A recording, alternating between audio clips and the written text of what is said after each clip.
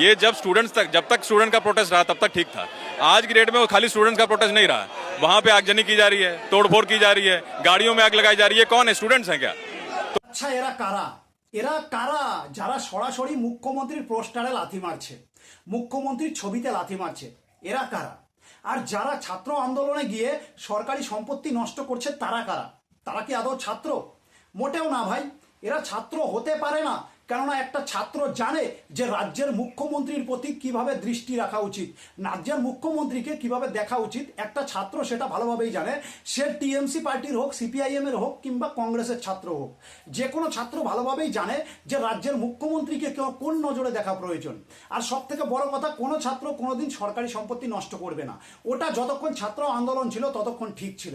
আরে ভাই, কেরালাতে কংগ্রেসের সরকার, আর সেখানে যদি ছাত্রদের ওপর লাঠিচার্জ হতে পারে তবে দিল্লিতে কেন নয়? তোমরা ভাই ছাত্র আন্দোলন করছিলে না? পরিষ্কার কথা, প্রথমে ওটা ছাত্র আন্দোলন ছিল, ভালো কথা, প্রথমে ছাত্র আন্দোলন ছিল, কিন্তু পরবর্তীতে কোন আন্দোলনে গেল? কেউ বলছে আজাদ কাশ্মীর চাই, কেউ বলছে ভারত তেরে টুকরে হোঙ্গে। এটা কোন ধরনের কথাবার্তা? কেউ ফিলিস্তিনের পতাকা নিয়ে চলে যাচ্ছে আন্দোলন করতে। এটা ভারতবর্ষ, এখানে কেলামও চলবে না। পরিষ্কার কথা, এখানে কেলামও চলবে না, সাফ কথা। তুমি ভাই আন্দোলন করছো শিক্ষা নিয়ে, তুমি বলছো আমি সংসদে যাব, সংসদে হামলা করব। আরে ভাই, শিক্ষা মন্ত্রণালয়ে যাও না, শিক্ষা মন্ত্রণালয়ে যাও, তোমাদের জন্য সেই জায়গাটা পারফেক্ট। তোমরা সংসদে কেন যাবে? কি কারণে যাবে সংসদে?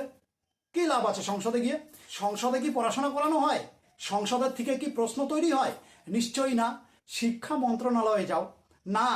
আমাদের চিন্তাধারা আলাদা, এটা ছাত্র আন্দোলন না। আমরা দেশ স্বাধীন করব, ভারতবর্ষ স্বাধীন করব নতুন করে, নরেন্দ্র মোদী বিদেশে পালাবে, মানে এই ধরনের কথাবার্তা। কাশ্মীরকে পাকিস্তানের হাতে দিয়ে দেবো, আমাদের আন্দোলন এটা। এটা ঠিক না। আর ককরোচ জনতা পার্টি, ভালো কথা, তুমি ছাত্রদের পাশে দাঁড়িয়েছো, ভালো কথা। ছাত্রদের দাবি নরেন্দ্র মোদী মেনে নিয়েছে, মাননীয় প্রধানমন্ত্রী নরেন্দ্র মোদী ছাত্রদের দাবি মেনে নিয়েছে। এবার তোমার কি দাবি ভাই? আর কি দাবি আছে? তোমাকে ভারতবর্ষের প্রধানমন্ত্রী বানাতে হবে, তোমাকে ভারতবর্ষের প্রধানমন্ত্রী বানাতে হবে, সেই দাবি তোমার? যে নরেন্দ্র মোদী বিদেশে চলে যাও, আমি ভারতবর্ষের প্রধানমন্ত্রী হব, আমি দেশ চালাবো। ভাই, এটা ভারতবর্ষ, বুঝতে পেরেছো?